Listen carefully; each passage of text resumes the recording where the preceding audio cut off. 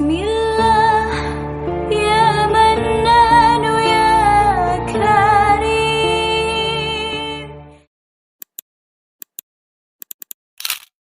Sungguh-sungguh Allah sangat ridho ketika seorang hamba itu makan ketika sesuap nasi dia muji Allah, ketika minum seteguk nasi dia muji Allah. Itu kalau orang diridhoni Allah itu wali betul. Itu untuk jadi wali itu gampang, kamu makan ridho, kamu ninjak buminya Allah ridho seneng, kamu hidup keseharian aman seneng. Nah ini supaya sampean kita semua ngaji betapa panduan Rasulullah untuk menggapai ridho Allah itu banyak yang keseharian sekali. Saking kesehariannya banyak dalam hadis dan itu sahih.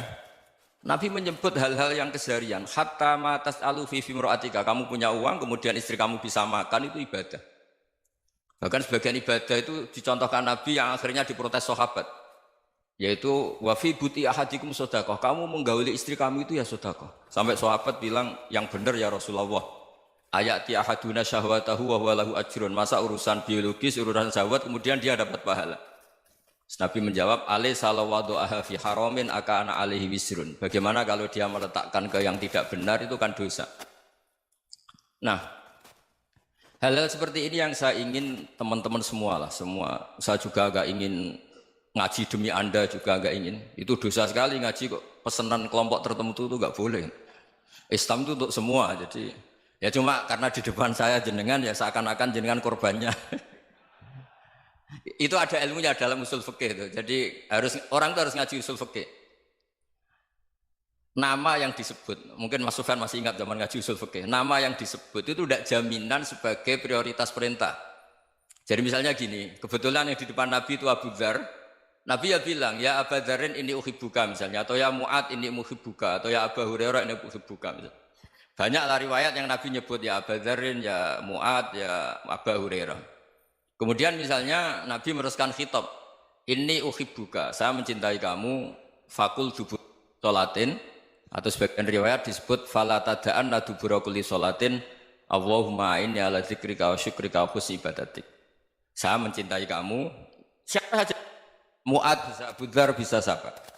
Saya mencintai kamu, mohon kalau habis sholat kamu jangan lupa wiridan Allahumma a'inni ala dzikrika wa syukrika wa husni ibadatik. Ya Allah, tolong kami permudah supaya mudah ingat Engkau. Anda tidak bisa mentang-mentang, wong nama saya Parmin, nama saya Purnomo, itu yang diperintahkan Mu'ad misalnya. Jadi yang disebut satu, tapi khitab itu untuk siapa saja. Saya teruskan ya. Jadi saya mohon semua kita melakukan kebaikan itu kalau dalam kaidah fikih disebut al yakin la yuzalu bisyak. Banyak kebaikan yang kebenarannya itu 100%. Tidak punya efek samping ke pihak lain, ke kelompok lain, ke komunitas lain.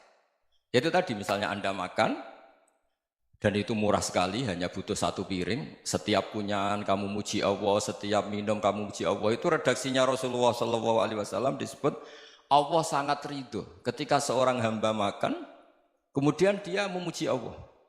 Atau minum, kemudian dia muji Allah. Logikanya gampang, negara seperti ini yang kamu harapkan bentuknya kayak apa, mertua, ipar, komunitas, tetangga, itu nyata terjadi itu kan belum pasti. Sementara yang mesti terjadi adalah kamu butuh makan, kalau tidak mati.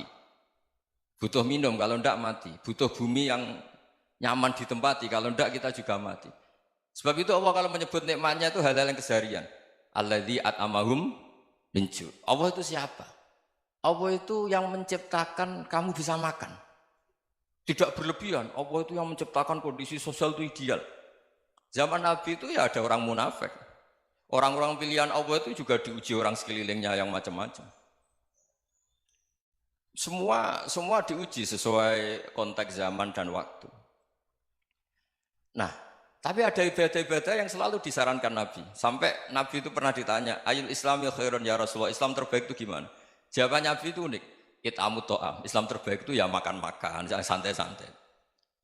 Ketika Allah menyebut beberapa kebaikan, falak tahamal aqobah, wa ma adrokan apa? Mal aqobah. Terusannya apa? Fakku rokobah. Terusannya apa? Au it'amun fi yaumin di masubah. Ya, atau acara makan-makan itu juga Islam. Kenapa? Ya bayangkan kalau tidak ada makanan, kita mati kan? kondisi sosial tidak ideal tuh Anda masih gak apa-apa. Tapi kalau Anda tidak makan, Anda tidak minum, kamu punya istri cerewet masih bisa hidup, punya mertua cerewet masih bisa hidup. Tapi kalau tidak makan bisa mati. Berarti penting mana istri sama makan? Penting mana? Makan. Semoga istri Anda dengar, nanti kamu disuruh makan tapi pulang deh. Itu kalau dibahasakan makan masih memahami. Penting mana nasi satu piring dengan istri. Nggak ada nasi mati, nggak ada istri belum mati. Penting mana? Gak berani jawab kan? Nah, ternyata Anda ada garang kan di depan istri. Jadi saya mohonlah, mungkin Mas Sufyan Sauri tadi yang bisa bantulah. Teman-teman tuh ngaji yang keseharian saja. Karena kita nyari ridha Allah itu berdasar firman Allah. Dan firman Allah itu menyebut keseharian tuh riang, gampang. Yaitu tadi misalnya wa min ayatihi manamukum billaili wan nahar. Termasuk ayat-ayat Allah itu kamu tidur. Maka dulu itu ada guyonan, ada tokoh Mu'tazilah, kelompok dalam Islam yang berpikir manusia itu bisa menentukan ikhtiarnya sendiri. Karena saya bisa duduk, duduk, ingin berdiri, berdiri. Karena kelompok ini nggak terima kalau semua kehendak Allah, nanti bagaimana kalau semua kehendak Allah kok ada hisab ya, ada sanksi. Lucunya itu dia akhirnya, ini cerita ya, mencintai seorang perempuan, cantik sekali. Dan itu dia menjadi ahli sunnah itu oleh hal-hal yang sepele. Karena istrinya cantik, ya namanya suami istri itu hubungan intim. Terus ditanya, Mas, masih ingin lagi? Masih. Silahkan diulang lagi. Wah ya tidak bisa. Katanya manusia bisa menentukan yang diinginkan. Itu tobat itu. Itu nggak bisa ditobatkan Mas Sufyan Ats-Tsauri. Orang cantik yang mudah nobatkan orang itu orang cantik. Segampang itu. Akhirnya kita tahu, makanya kalau dalam kitab Hikam itu disebut al-aqil mayyakul madza yaf'alu wa hubi wal ghafil mayyakul madza af'al. Orang yang punya akal karena sadar ini wilayah Allah, semua milik Tuhan. Itu dia tiap hari berpikir, besok Allah akan melakukan apa terhadap dunia ini. Kamu merencanakan suatu mau plesir, ternyata gempa. Mau wisata ke Rusia, ternyata perang. Kamu tidak pernah tahu apa yang akan terjadi besok. Wa ma tadri nafsum madza taksibu ghadan. Tapi anda semua kita ini sering punya jadwal permanen. Makanya saya kalau diundang siapa saja, sana takdir. Yang jelas Gus ini acara penting. Ya masih acara penting nak pangeran ngersakno piye? Kok ape dadi pangeran? Kamu kok mau jadi Tuhan? Itu kadang ya kiai. Penting Gus acara ini jenengan harus memastikan bisa. Loh kamu itu yang ngajarin tauhid, sesuatu itu biadillah kok bilang-bilang apa pasti. Kalau saya terus tak tobatkan loh kamu kata saya itu. Ya kalau gitu Gus bilang insya Allah. Wah itu hati saya, fisik saya, roh saya sudah bilang insya Allah. Tidak usah kamu latih kata saya. Nah hal-hal tauhid keseharian itu gampang sebetulnya. Wal ghafil yaqulu madza af'al. Tapi orang yang lupa Allah dia setiap hari bilang besok apa? Kita bisa melakukan apa? Seakan-akan dia itu aktor, dia penting, dia subjek permanen, dia. Padahal kita ini hanya objek kehendak Allah Subhanahu wa taala. Karena kita yakin sesuatu yang terjadi di alam raya ini kita tidak bisa apa-apa. Makanya saya sering ngaji, sering bilang saya. Ketika Anda mensifati Allah, dia yang menghidupkan. Sudah itu tanamkan, sehingga ketika kita mati, santai saja. Kenapa santai? Allah punya cara menghidupkan kita. Zaman kita hidup juga gak tahu caranya ngelola jantung, ngelola paru-paru. Kamu juga gak tahu ngelola oksigen yang tidak beracun, tidak mengandung polusi. Tahu-tahu hidup. Gak ingin tua ya tahu-tahu tua, gak ingin mati tahu-tahu mati. Selama ini kita hidup juga gak tahu apa-apa sebetulnya. Hanya gaya tok, punya jadwal, punya planning. Kalau kamu bisa menentukan pilihan Anda, pasti Anda istrinya cantik, 4 neriman semua, kona'ah semua. Nyatanya enggak kan? Ada 1 jelek, cerewet. Oh itu kan, nyatanya enggak bisa apa-apa Anda kan? Dan kamu bawa mati lagi. Itu kan, istri Anda juga gitu, punya keinginan, punya suami yang ganteng, yang jabat, yang neriman, yang enggak poligami. Ya enggak kesampaian juga. Kalau kita ngitung tingkat kegagalan kita itu gagal terus. Ya kan? Nah, terus ingat Allah. Madza yaf'alu wa bi. Orang yang punya akal selalu berpikir Allah itu menghendaki apa terhadap saya. Lalu sama-sama orang melihat orang yang serius. Itu kata Anda itu pemikir berat, serius. Senang punya tokoh yang mermutur karena kamu anggap serius. Tapi sebagian orang nganggap orang yang serius itu wong merengut, wong masam, wong muka kok ditekuk. Jadi sama itu hati ya muqallibal qulub tsabbit qalbi ala dini, karena kita enggak tahu cara berpikir kita tentang orang lain, tentang sekeliling kita. Misalnya kita orang baik yang jenis ngrumat fakir miskin. Ada orang bangun masjid mewah itu janggal. Apa artinya masjid mewah kalau banyak orang kelaparan? Tapi kalau yang jenis pendidikan apa artinya masjid mewah kalau tidak bisa ngaji? Nanti yang jenis infrastruktur apa artinya ini kalau semuanya punya sudut pandang yang berbeda-beda. Dan Islam mengapresiasi semua kebaikan. Tapi katakan semua kebaikan itu adalah kehendak Allah Subhanahu wa taala. Karena apapun baik Anda itu pakai fasilitas yang diberikan oleh Allah Subhanahu wa taala. Sehingga ini yang disebut kulillah sumadarhum fi khawdihim yal'abun. Ya kembali tadi ke tema-tema bahwa keseharian Anda ini sudah Islami. Saat Anda tidak bisa melakukan apa saja. Saya sering ada jenazah, biasanya kalau tetangga meninggal saya sering disuruh ngelepas. Saya bilang orang ini baik. Karena sering ngelamun di rumah, sering nganggur di rumah. Ditanya sama anaknya, kenapa Gus nganggur baik? Ya kalau dia nganggur artinya juga agak berbuat sesuatu yang maksiat kan? Ya kan? Orang nganggur di rumahnya ya tidak bunuh orang, tidak maling, tidak korupsi, ya namanya nganggur di rumah. Lah cuma istri cara pandang nganggur gak menghasilkan uang gitu. Tapi juga gak menghasilkan kriminal kan? Jadi sebenarnya Islam itu makanya kalau sampai ngaji usul fikih itu ada kitab usul fikih namanya Lubul Usul, itu terkenal sekali di pesantren itu. Itu kalau ngapresiasi keseharian itu luar biasa. Itsma min mubahin illa wa yatahaqqaqu bihi tarku haramimma. Karena keseharian yang mubah saat Anda lakukan itu ada kehebatan yang luar biasa, yaitu meninggalkan haram. Makanya dulu banyak orang-orang alim ketemu temannya itu guyon sampai semalaman. Itu biasanya yang semangat Islam itu kiai kok udah tahajud, kiai kok udah witir. Orang yang sedang mapan uangnya banyak, malam itu udah kelayaban itu sudah luar biasa.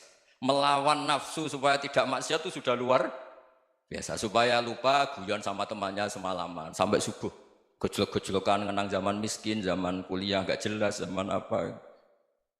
Melihatnya jangan tarkut tahajud. Seperti ini meninggalkan tahajud, tapi meninggalnya ini talkul muharramat. Jadi kayak apa hebatnya? Sehingga Imam Ghazali punya riwayat yang agak unik. Hatta takuna ibadatu akhiri hadil ummah iku an-naum. Sehingga suatu saat ibadah terbaik umat ini itu tidur. Itu kan riwayat kontroversi. Ketika Imam Ghazali ditanya, kenapa iya? Kenapa kamu mulai keluar dari rumah itu sudah banyak maksiat? Melihat perempuan yang enggak mahram, melihat fenomena. Tapi kalau kamu tidur itu enggak melihat apa-apa. Tapi juga kamu jangan menganggap tidur itu ibadah betul.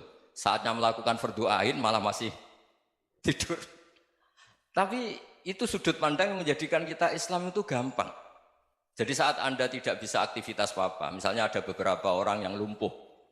Lumpuh itu memang nggak bisa Jumatan, nggak bisa ibadah, tapi dia juga nggak bisa maksiat. Tidur itu memang Anda saat itu tidak bisa tahajud, tidak bisa witir, tapi saat itu ada zina, ada maling, tidak gosipkan orang, tidak bully orang, tidak menanamkan kebencian, tidak hasud. Sehingga tidur menurut Allah Ta'ala wa min ayatihi manamukum billaili apa? Wan-nahar. Karena di tidur itu selain ada unsur istirahat, jaga kestamina, juga ada unsur meninggalkan beberapa keburukan. Nah saya mohon ibadah yang keseharian ini kita jaga. Supaya kita semua baca ayat itu fasih. Fasih itu tertanam di hati. Allah itu siapa? Alladzi at'amahum min ju'i wa amanahum min khauf. Dan Allah kalau cerita di Quran itu anna sababnal ma'a sabba tsumma syaqqaqnal ardha wa syaqqa fa ambatna fiha habba wa inaba wa qadba wa zaituna wa nakhla wa hadaika hulba. Kamu tahu saya ini siapa kata Allah? Saya ini adalah Tuhan yang menurunkan air, kemudian ada tanaman banyak. Habba wa inaba wa qadba, ada zaitun, ada tin, kalau orang Jawa mungkin ada tela, ada padi, ada mangga, ada pisang. Sudah. Wa inaba wa zaituna wa nakhla wa hadaika hulba. Ada perkebunan yang lebat. Tujuannya apa? Mata Allahkum, silahkan kamu pakai, kamu nikmati. Tapi karena kadang kita ini punya ide-ide besar. Tadi untuk syukur saja nunggu punya istri riman, rumah baik, tetangga baik, komunitas baik, semuanya baik baru syukur. Lama-lama nanti ada di surga, syukurnya nunggu surga paling kelas A. Itu sudah ada yang menghuni Rasulullah, kamu nggak boleh di situ. Masa untuk syukur saja? Repotnya Masya Allah. Jadi mohonlah Quran yang kalau Anda hafalkan juz amma itu kan ada ayat-ayat yang kayak tadi. Ya, fal yang dzuril insanu ila ta'ami. Coba lihat apa yang kamu makan ya? Dari mana? Dan untuk mempertahankan hidup kamu keseharian. Jadi jangan kira ibadah itu harus membentuk komunitas yang versi Anda. Ibadah itu harus yang hal yang mulu-mulu. Kesehariannya Anda alami. Loh ini saya tidak bikin-bikin. Saya ngaji bukan karena berdasar pesanan. Itu ayat yang saya baca kan betul ada ayatnya kan. Fal yang dzuril insanu ila ta'ami. Anna sobabnal ma'a sobba. Thumma syaqaqnal ardo syaqqa. Fa'ambasna fiha habba wa inabau wa qodba. Wa zaitunaw wa nakhla wa hadaika gulba. Terusannya apa? Mata'al lakum. Silakan kamu nikmati. Mata itu silakan kamu nikmati. Ya kayak sampai dikasih hidangan ya makan. Ya sudah makan. Habis makan ya minum. Habis itu ngantuk ya tidur. Ya sudah normal-normal saja. Kayak apa indahnya Islam. Tapi Anda mencari Islam yang gimana lagi? Nah itu yang diajarkan guru-guru kita, diajarkan sanad kita sampai Wali Songo, sampai Rasulullah SAW. Bahwa pada akhirnya ada jihad, ada perang. Itu dulu memang perang, bukan membunuh. Beda. Dulu kita dijajah Belanda ya perang, dan itu normal karena kita dijajah. Jadi ketika orang lain ingin baik sama kita, wa in ahadum minal musyrikin astajaroka ya fa'jirhu hatta yasma'a kalam Allah. Kalau mereka ingin baik ya kita baik. Makanya ada istilah musta'man, mu'ahad. Kalau mereka ingin damai, berdampingan dengan kemajmukan ya itu yang lebih baik. Karena memang Islam menghormati proses perdamaian. Wa in janahu lis-salmi ya fajnah lah. Kalau ingin damai ya kita harus